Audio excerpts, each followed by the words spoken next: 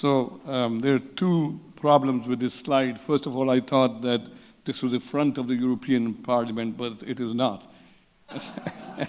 So I'm sorry about that. Second, I said neurotrauma registry in Pakistan, but that's not true actually, but I'll come to that later on. This is where I work, in Peshawar, Pakistan, northwest, which is just bordering Afghanistan. These are the type of roads we have in Pakistan, and we have these type of roads as well in Pakistan. And then we have no roads in Pakistan. So we have a lot of different types of TBIs, firearm injuries, motorbike accidents. And I was amazed to see today cyclists in Brussels really speed cycling with no helmets on. You know, I don't know if that's not regulated or what, but they can't afford the helmets, obviously.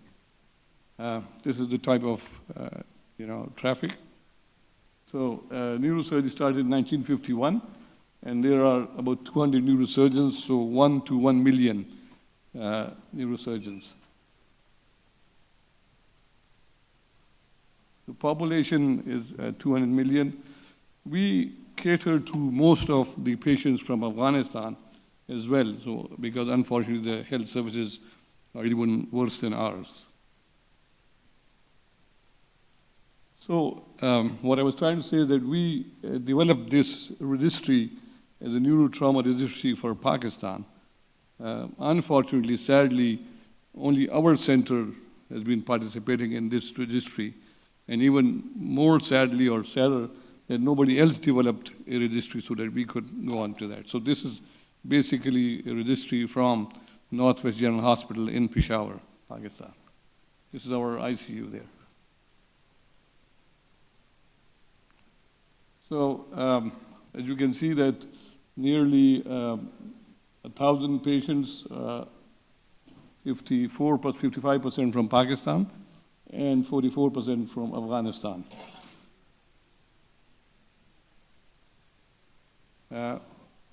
Vast majority, 88% are males. And the reason is that males are doing all the work and females are working at home. They're working but at home. Now this, all that is very basic, but this is what we have, and I would like to obviously show it to you. So time to arrival, and this is about 7 years data. Time to arrival, I was looking at one of the things in CENTER-TBI saying that how many surgeries were done within 24 hours. But if you look at this, 61% or 62% of the patients arrived into our hospital more than 24 hours later than that, and only 25% were there within 12 hours. Majority were falls, and then assaults, firearm injuries. Road traffic accidents were the biggest of all of that. Well, we looked at, and we found that in all these years, very minimal number of patients were wearing seat belts, and almost none of them were wearing helmets. We had a large number of blast injuries, but thank God now, this year, we have had only one. So the Glasgow coma scales in every year, if you look, majority were between 13 to 15, and the rest were from 8 to 12. So this was all the data. We had much more, obviously, but either we did not take it out or we haven't added those fields into it. Now we've been looking at the CENTER-TBI documents, and we're trying to develop that as well. But we did a small survey, the Asian Australasian Society of Neurosurgeons, and we had 1,100 patients, 3 hospitals from Indonesia, 1 from India, 1 from Pakistan, our hospital. And we saw that the road traffic accidents were the major cause of injuries. Who provided the emergency treatment at the scene of injury, and it was members of the public.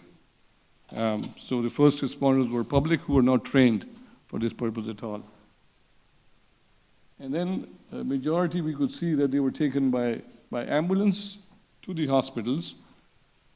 But then if you ask, did a nurse or doctor accompany the patient? So majority of them, if you look at Peshawar, 0.